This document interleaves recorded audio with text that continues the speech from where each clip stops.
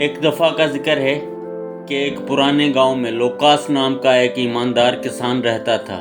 اس کے پاس زمین کا ایک چھوٹا لیکن زرخیز حصہ تھا جہاں وہ مختلف قسم کی فصلیں اگاتا تھا۔ لوکاس پورے گاؤں میں اپنی غیر متزلزل سالمیت اور اپنے کام کے لیے لگن کے لیے جانا جاتا تھا۔ ایک دن ایک طاقتور اور لالچی زمیندار جس کا نام رینالڈ تھا ایک پرکشش پیشکش لے کر لوکاس سے رابطہ کیا۔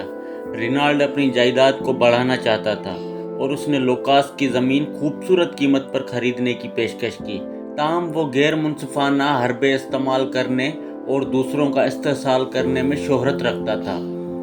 لوکاس نے اپنے اصولوں سے رہنمائی کرتے ہوئے شائستگی سے اس پیشکش کو مسترد کر دیا، یہ کہتے ہوئے کہ اس کی زمین اس کے لیے صرف اس کی مالیاتی قیمت سے زیادہ ہے۔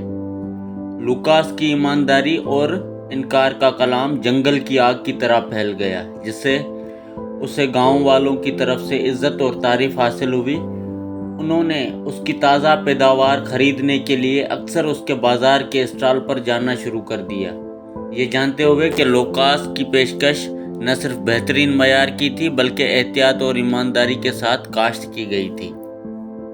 جیسے جیسے موسم گزرتے گئے، لوکاس کو اپنے چیلنجوں کا سامنا کرنا پڑا: غیر متوقع موسم، کیڑوں اور کاشتکاری کی معمول کی مشکلات، لیکن اس نے اپنے اقدار پر کبھی سمجھوتہ نہیں کیا۔ جب گاؤں میں شدید خشک سالی آئی تو اس نے اپنا پانی دوسروں کے ساتھ بانٹنے کے لیے اپنا کنواں کھول دیا، حالانکہ اس کا مطلب اپنی فصلوں کو خطرے میں ڈالنا تھا۔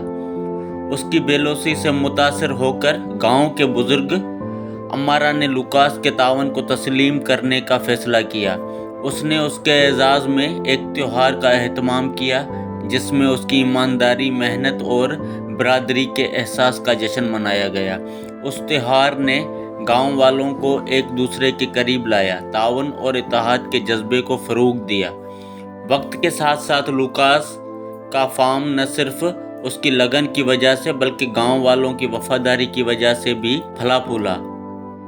انہوں نے تسلیم کیا کہ اس کی ایمانداری ایک نادر خصلت تھی جسے برقرار رکھنے اور اس کی حمایت کرنے کی ضرورت ہے۔ جیسے جیسے اس کا فارم ترقی کرتا گیا، لوکاس نے کسانوں کی اگلی نسل کو اپنے اقدار اور اصولوں سے متاثر کرنا جاری رکھا، اور یوں ایماندار کسان لوکاس کی وراثت زندہ رہی، جس نے سب کو یاد دلایا کہ دیانتداری، محنت اور برادری کا مضبوط احساس وہ بیج تھے جنہوں نے سب سے قیمتی فصل اگائی۔